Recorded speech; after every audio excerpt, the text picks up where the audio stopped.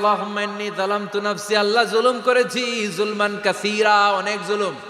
ওয়ালা ইয়াগফিরুয যুনুবা ইল্লা আনতা, তুমি ছাড়া এই গুনাহ ক্ষমা করার তো কেউ নাই। ফাগফিরলি মাগফিরাতাম মিন ইনদিক, তোমার দয়ায় আমারে ক্ষমা করে দাও। ইন্নাকা আনতাল গফুরুর রহিম, তুমি হলা ক্ষমাশীল। ঠিক কি না? উনি সফরে বেরিয়েছেন হাদিস কালেকশনের জন্য। প্রচন্ড শীতের রাত। উনি মাগরিবের নামাজ, এশারের নামাজ পড়ে একটা মসজিদে শুয়ে পড়লেন, আর শুয়ে শুয়ে হাদিস পড়তেছেন। কি পড়তেছেন? কথা বলেন। আর মনে মনে ভাবলেন রাতটা মসজিদে কাটায় দেই, ফজরের নামাজ পড়ে আবার বেরোবো। কিন্তু দারোয়ান এসে বলে মসজিদে থাকতে পারবেন না, ওঠেন। দারোয়ান আছে না? কথা কন। আহমদ ইবনে হাম্বল বললেন আমি শুধু রাতটা থাকতে চাই, আমি তো ফজরেরও মুসল্লি, ফজর নামাজ পড়বো তো এই মসজিদে, আমার থাকতে দাও। দারোয়ান তো দেয় না, কেন? মসজিদে থাকার জায়গা না, যান মিয়া। উনি যে আহমদ ইবনে হাম্বল এটা চিনে নাই, থাকতে দেয় না। কি করবে এখন? উনি কাঁথা গুছিয়ে হাদিসের কিতাব নিয়ে কাঁধের মধ্যে ব্যাগ নিয়ে মসজিদ থেকে বেরোয় গেলেন। কি আর করবেন, প্রচন্ড শীত, আর কাঁপতেছেন, বুড়ো মানুষ। পথিমধ্যে দেখলেন বাজার। বাজার একজন খাব্বাজ, শাবুন খাব্বাজ, যুবক রুটি বিক্রেতা। সে রুটি বিক্রি করে, চুলার মধ্যে রুটি সেকে। সে যে সালাম দিল আসসালামু আলাইকুম, যুবক বলে ওয়ালাইকুম আসসালাম। আহমদ ইবনে হাম্বল বলে যুবক আমার যাওয়ার জায়গা নেই, সফরে বেরিয়েছি, খুব শীতে কষ্ট পাচ্ছি, রাতে যদি তোমার এই চুলা থেকে একটু আগুন পোহাই কোনো সমস্যা? যুবক বলে না না সমস্যা না, আহলান ওয়া সাহলান, খোশ আমদেদ, আসেন আসেন, আপনি আগুন পোহাইলে আমার সমস্যা কি? সুবহানাল্লাহ পড়েন। আল্লাহ শুকরিয়া করে উনি বসলেন আর আগুন পোহাচ্ছেন। আর খেয়াল করলেন যুবক রুটি বানায় আর পরে আস্তাগফিরুল্লাহ, রুটির দলা বানায় পরে আস্তাগফিরুল্লাহ, খামির বানায় আর পরে আস্তাগফিরুল্লাহ, রুটি নিয়ে উনুনের ভিতরে চুলার ভিতরে সেকা দেয় আর পরে আস্তাগফিরুল্লাহ। দোকানদারের কাছে কেউ আসলেই সে রুটি দেয় আর পরে আস্তাগফিরুল্লাহ। ক্রেতার কাছ থেকে টাকা নিয়ে ক্যাশ বক্সে রাখে আর কি পড়ে? আবার রুটি বানানো শুরু করে আর কি পড়ে? খালি এইটাই পড়তেছে। ইমাম আহমদ ইবনে হাম্বল তো অবাক, কিরে এটা আবার কেমন যুবক, খালি আস্তাগফিরুল্লাহ। উনি প্রশ্ন করলেন যুবক ঘটনা কি? আসার পর থেকেই তোমার দেখতেছি তুমি রুটি বানাও, রুটি বিক্রি করো আর পড়ো আস্তাগফিরুল্লাহ, মালাকা ইয়া শাবাব। যুবক বলে আস্তাগফিরুল্লাহ আমার সবচেয়ে বেশি পছন্দের আমল, আমি সব সময় আঠার মতো ইস্তেগফারের সাথে লেগে থাকি আর সব সময় পড়তে থাকি আস্তাগফিরুল্লাহ, আর এর বদৌলতে আল্লাহ আমারে মুস্তাজাবুদ দাওয়া বানিয়ে দিয়েছে। আহমদ ইবনে হাম্বল তো অবাক, আনতা মুস্তাজাবুদ দাওয়া, তুমি মুস্তাজাবুদ দাওয়া রুটিওয়ালা? আমি এত বছর হাদিস পড়াই, আমিও তো মুস্তাজাবুদ দাওয়া না, আর তুমি রুটি বেচো বাজারে, তুমি মুস্তাজাবুদ দাওয়া, তুমি দোয়া করলে সব কবুল হয়ে যায়? যুবক বলে না আনা মুস্তাজাবুদ দাওয়া, আমি আমার জীবনে যত দোয়া করেছি কবুল করে নিয়েছে কে? সব দোয়া কবুল করে নিয়েছে আল্লাহ, একটা দোয়া ছাড়া। কয়টা? আহমদ ইবনে হাম্বলের কৌতূহল, কিউরিয়াসিটি আরো বেড়ে গেল। কি? সব দোয়া কবুল হয়েছে, একটা দোয়া ছাড়া। মাযালিকা দোয়া ইয়া শাব, কি সেই দোয়া? যুবক এবার বলতে শুরু করলো আমার জীবনে যে দোয়াটা আল্লাহ কবুল করে নাই সেটা হচ্ছে আমি আল্লাহর কাছে অনেক চেয়েছি, অনেক দোয়া করেছি যে আল্লাহ শুনেছি এই জামানার সবচেয়ে বড় মুহাদ্দিস, তার নাম নাকি ইমাম আহমদ ইবনে হাম্বল। আল্লাহ তোমার কাছে আমার চাওয়া আমি যেন এই ইমাম আহমদ ইবনে হাম্বলরে দেখে মরতে পারি, আমি যেন ইমাম আহমদ ইবনে হাম্বলের হাতে হাত রেখে মুসাফা করতে পারি আর তার কপালে একটা চুমু এঁকে দিতে পারি।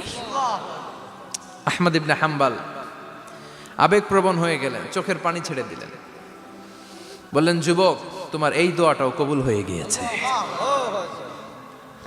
আহমদ ইবনে হাম্বলের দেখা আর সাক্ষাৎ পাওয়ার জন্য আহমদ ইবনে হাম্বলের বাড়িতে তোমার যাওয়ার দরকার নাই, আহমদ ইবনে হাম্বল তোমার দরবারে ছুটে এসেছে।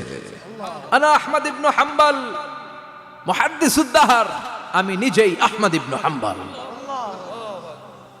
যুবক চোখের পানি ছেড়ে দেয়, আহমদ ইবনে হাম্বল চোখের পানি ছেড়ে দেয়। যুবক চিৎকার মেরে ইমাম আহমদ ইবনে হাম্বলকে জড়িয়ে ধরে, হাতে হাত রেখে মুসাফা করে, কপালের মধ্যে চুমু খায় আর আল্লাহর শুকরিয়া করে বলে ও ইমাম আসলে এই দোয়াটাও আল্লাহ আজকে কবুল করে নিল। বিশ্বাস হয়? সবসময় ইস্তেগফার পড়লে আপনার দোয়াগুলোর এইভাবে কবুল করে নিবে কে? এই পাঁচটা জিনিস পাবেন সবসময় যদি ইস্তেগফারের সাথে লেগে থাকেন। রাজি আছেন তো? এজন্য বিশ্বনবী সব সময় নামাজে সালাম ফিরানোর পরে পড়তেন আস্তাগফিরুল্লাহ। কি পড়তেন? 3 বার পড়তেন আস্তাগফিরুল্লাহ, আস্তাগফিরুল্লাহ, আস্তাগফিরুল্লাহ। পড়তে রাজি আছেন? ইস্তেগফারের অনেকগুলো আলফাজ আছে, সবচেয়ে ছোট ইস্তেগফার হচ্ছে এটা, আস্তাগফিরুল্লাহ, আস্তাগফিরুল্লাহ। আরো আছে আস্তাগফিরুল্লাহ আল্লাযী লা ইলাহা ইল্লা হুয়াল হাইয়ুল কাইয়্যুম ওয়া আতুবু ইলাইহি।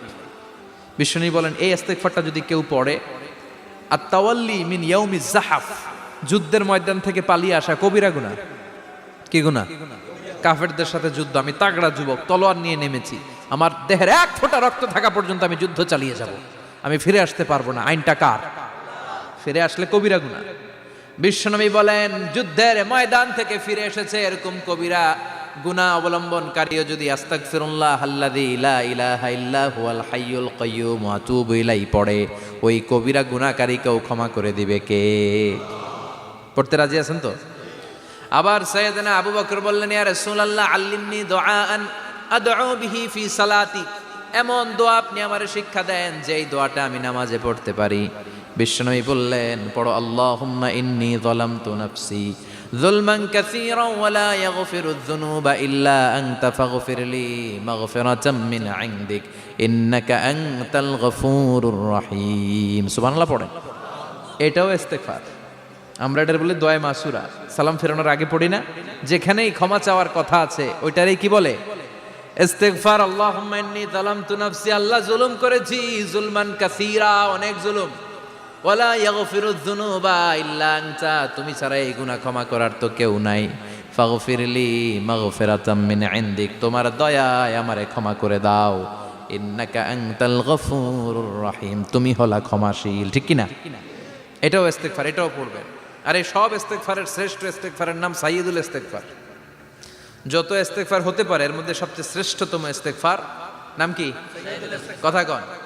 বুখারীর বর্ণনা, শাদ্দাদ ইবনে আউস রাদিয়াল্লাহু তাআলা আনহু বর্ণনা করেন এই সাইয়্যিদুল ইস্তেগফার দিনের বেলা যে পড়বে ওই দিনে মারা গেলে সে জান্নাতি। এই সাইয়্যিদুল ইস্তেগফার রাতের বেলা যে পড়বে ওই রাতে যদি ইন্তেকাল হয় ওই লোকটা জান্নাতি। মুখস্থ আছে না? কার কার মুখস্থ হাত তুলেন? মাশাআল্লাহ, তাবারাকাল্লাহ, মাশাআল্লাহ, মাশাআল্লাহ।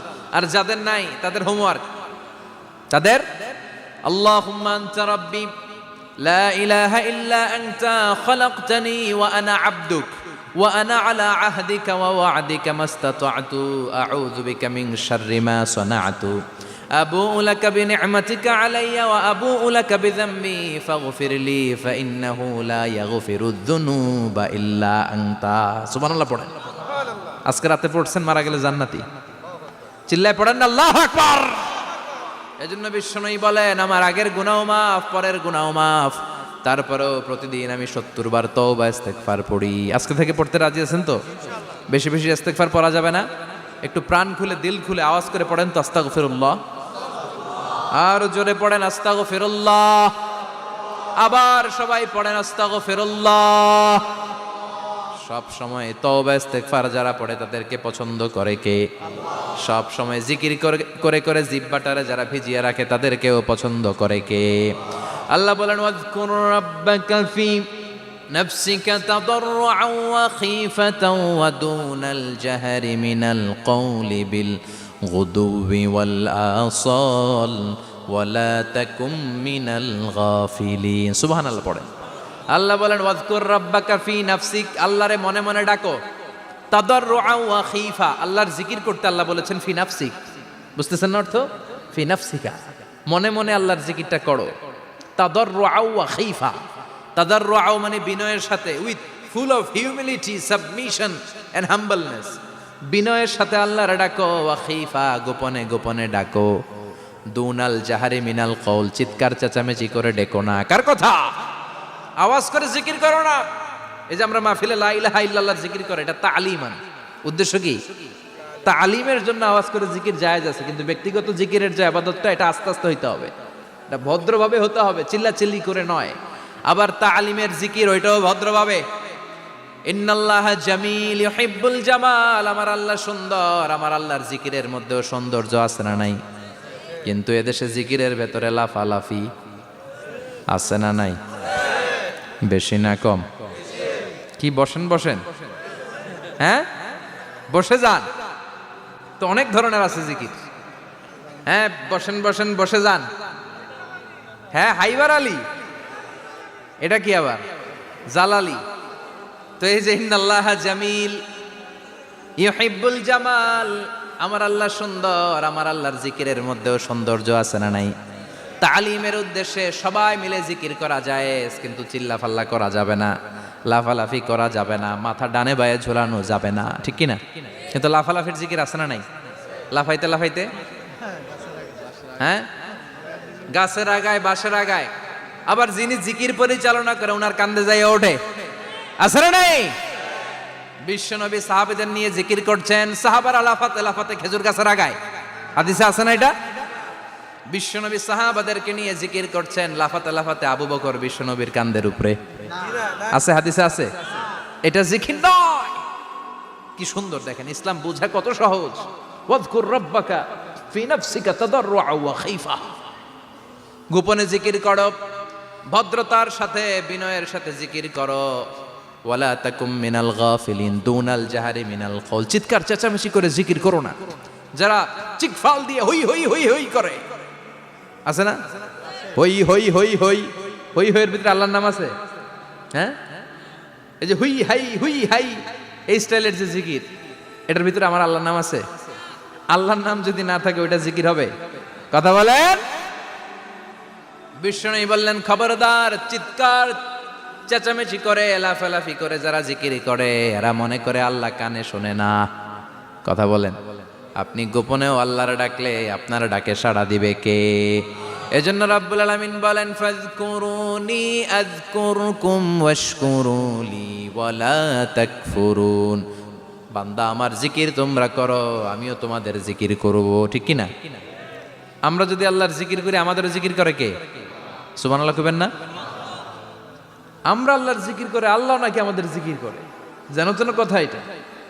আবার হাদিসে কুদসিতে আল্লাহ বললেন ফাইন যাকারানি ফি নাফসি যাকারতুহু ফি নাফসি, আমার বান্দা যদি একা একা আমার জিকির করে আমি আমার বান্দারে একা একা স্মরণ করি। ওয়া ইন যাকারানি ফি মালাইন যাকারতুহু ফি মালাইন খায়রিম মিনহু, এরকম মহা সম্মেলন করে যদি কেউ আমি আল্লাহর জিকির করে, আমি এর চেয়েও বড় মহা সম্মেলন ফেরেশতাদেরকে নিয়ে করে আমার বান্দারে স্মরণ করি। ওয়া ইন তাকাররাবা ইলাইয়া শিবরান তাকাররাবতু ইলাইহি যিরাআন, আমার বান্দা যদি আমার দিকে এক বিঘত আসতে চায় আমি আমার বান্দার দিকে এক হাত এগিয়ে যাই। আমার বান্দা যদি আমার দিকে এক হাত আসতে চায় আমি আমার বান্দার দিকে দুই হাত যাই। ওয়া ইন আতানি ইয়ামশি আতাইতুহু হারওয়ালা, আমার বান্দা যদি আমার দিকে হেঁটে হেঁটে আসতে চায় আমি আমার বান্দার দিকে দৌড়ে দৌড়ে যাই। সুবহানাল্লাহ পড়েন। এজন্য বিশ্বনবী বলেন লা ইয়াজালু লিসানুকা রাতবাম মিন যিকরিল্লাহ, আল্লাহর জিকির দিয়ে জিহ্বাটারে ভিজিয়ে রাখবা। কার কথা? চিল্লায় বলেন কার কথা? সবসময় আল্লাহর জিকির করতে রাজি আছেন তো? সবচেয়ে শ্রেষ্ঠ জিকির বিশ্বনবী বললেন আফদালুয যিকরি লা ইলাহা লা ইলাহা লা ইলাহা ইল্লাল্লাহু মুহাম্মাদুর রাসূলুল্লাহ সাল্লাল্লাহু। সবচাইতে শ্রেষ্ঠ জিকির লা ইলাহা, এর চেয়ে শ্রেষ্ঠ জিকির আছে? কথা বলেন। বিশ্বনবী বললেন মান ক্বালা লা ইলাহা ইল্লাল্লাহ সিদকান মিন কলবিহি, একনিষ্ঠতার সাথে অন্তর থেকে কেউ যদি জীবনে একবার বলে লা ইলাহা ইল্লাল্লাহ দাখালাল জান্নাহ, তার যদি পাপ থাকে অন্যায় থাকে ওই পাপ আর অন্যায়ের শাস্তিগুলার পরে কোনো না কোনো দিন আমার ওই বান্দা জান্নাতে ঢুকবে। একবার যদি খালিসান মিন কলবিহি সে পড়ে লা ইলাহা ইল্লাল্লাহ, তার জন্য জান্নাতকে অবধারিত করে দিয়েছে কে? আবার এটার নাম আল্লাহ দিয়েছে কালিমায়ে। কথা বলেন। দরাবাল্লাহু মাসালান কালিমাতান তাইয়িবাতান কাশাজারাতিন তাইয়িবাতিন আসলুহা সাবিতুন ওয়া ফারউহা ফিস সামা। সুবহানাল্লাহ। পবিত্র বাণী এটা কালিমায়ে তাইয়িবা। আবু সাঈদ আল খুদরি থেকে বর্ণিত, মুস্তাদরেকে হাকিম আর সহিহ ইবনে হিব্বানে এসেছে। বিশ্বনবী বলেন মুসা আলাইহিস সালাম আল্লাহর একবার প্রশ্ন করলেন ইয়া রাব আল্লিমনি দুআআন আদউ বিহি, আপনি আমার এমন একটা জিকির শিক্ষা দেন যেই জিকির দিয়ে আমি শুধু আপনার জিকির করব, কেউ এই জিকির করতে পারবে না। এই জিকির জানবো শুধু আমি আর জানবেন। কথা কোন? প্রশ্ন করছে কে? হ্যাঁ, কাকে করেছে? আল্লাহ এমন একটা জিকির শিখান যেই জিকির কেউ জানে না, আমি জানবো, আর ওই জিকির দিয়ে প্রাণ ভরে আপনারে ডাকবো। আল্লাহ বললেন, মুসা পড়ো লা ইলাহা লা ইলাহা ইল্লাল্লাহু মুহাম্মাদুর রাসূলুল্লাহ। মুসা আলাইহিস সালাম বললেন, আল্লাহ চাইলাম কি, কইলেন কি? লা ইলাহা তো জাতীয় জিকির, এটা তো আন্তর্জাতিক জিকির, এটা জানে না এমন কেউ নাই। এমনকি হিন্দু ভাইরাও জানে, কথা কন। আল্লাহ আমি তো চাইছিলাম এক্সক্লুসিভ আমার জন্য স্পেশাল, এর চেয়ে সুন্দর আর কেউ জানবে না, এত সুন্দর একটা জিকির আপনি দিবেন, এটা আমি ডাকবো আপনারে আর আপনি শুনবেন। আল্লাহ বললেন, মুসা এর চেয়ে দামি আমার কাছে নাই। লাউ তাদউ লা ইলাহা ইল্লাল্লাহ ফি কাফা, লা ইলাহা রে যদি মুসা এক পাল্লায় রেখে দাও, ওয়াস সামাওয়াতু সাবউ ওয়াল আরদিন, সাত আকাশ সাত জমিন যদি আরেক পাল্লায় রেখে দাও, লা ইলাহা এক পাল্লায়, সাত আকাশ সাত জমিন আরেক পাল্লায় ওজন যদি দাও, লা রাজাহাত কাফাতু লা ইলাহা ইল্লাল্লাহ, মুসা দেখবা মুহূর্তের মধ্যে লা ইলাহা ইল্লাল্লাহর পাল্লা ভারী হয়ে গেছে। সাত আকাশ সাত জমিন এক পাল্লায়, শুধু লা ইলাহা ইল্লাল্লাহ আরেক পাল্লায়, মুহূর্তে লা ইলাহার পাল্লাটারে ভারী করে দিবে কে? এটা বিপ্লবী বাণী। আমরা এটার ভিক্ষার মধ্যে লাগাইছি। এখন ভিক্ষা করার সময় লা ইলাহা আছে না নাই? একটা টাকা দিয়া যান, আমি গরিব ইনসান আর সমান, একটা টাকা দিয়া যান, আমি গরিব ইনসান, আছে না নাই? জুমার নামাজের সময় ভিক্ষা করে, একটা টাকা দিয়া যান, আর লা ইলাহার জিকির লগে, আছে না নাই? এটা আমরা ভিক্ষার জিকির বানাইছি, এটা তো বিপ্লবী বাণী। এই বাণীর পক্ষে যারা, তারা ন্যায় আর সত্যের পক্ষে চিল্লায় বলেন ঠিক কিনা? এই বাণীতে যারা বিশ্বাস করে, তারা এক আল্লাহর সামনে মাথা নত করে দেয়। গোটা পৃথিবীর কোন শক্তির সামনে ওই মাথা নত হয় না, ঠিক কিনা? এই লা ইলাহা যারা আমরা মানি, আল্লাহ ছাড়া কারো সামনে মাথা নত করব? কোন শক্তি আমাদের মাথা নত করাতে পারে? এই কালেমার আন্দোলন যারা করে, তারা আল্লাহ ছাড়া পৃথিবীর কাউরে ভয় পায় না। আর তারা চায় কালেমার পতাকা পৃথিবীর মধ্যে যেন পথ করে উড়ে, ঠিক কিনা? বাংলার জমিনে কালেমার পতাকা উড়ুক, আমরা চাই কি চাই না? কোনো একদিন এ দেশের আকাশে কালিমার পতাকা উড়বে, সেদিন সবাই খোদাই বিধান পে দুঃখ বেদনা ভুলবে। কোনো একদিন এ দেশের আকাশে কালিমার পতাকা উড়বে, সেদিন সবাই খোদাই বিধান পে দুঃখ বেদনা ভুলবে। চিৎকার করে বলেন ঠিক কিনা? এই কালেমার সমাজ যদি হয়, ওই সমাজে কেউ লাঞ্ছিত হবে না, ওই সমাজে কোনো নারী নিগৃহীতা হবে না, ওই সমাজের কোনো কাজের মেয়েরা ধর্ষিত হবে না, ওই সমাজে দুর্নীতি থাকবে না, ঘুষ থাকবে না, চাঁদাবাজি থাকবে না, টেন্ডারবাজি থাকবে না। সমাজটারে শান্তি দিয়ে সমৃদ্ধ করে দিবে কে? এজন্য সব সময় জিকির করতে হবে একজনের, চিল্লায় বলেন তিনি কে? শ্রেষ্ঠ জিকির হচ্ছে লা ইলাহা। করতে রাজি আছেন? সব সময় জিকিরটা করতে রাজি আছেন? দিনে রাতে যে কোনো মুহূর্তে আমাদের জিহ্বার মধ্যে থাকবে কি? কথা বলেন, জিহ্বায় থাকবে কি?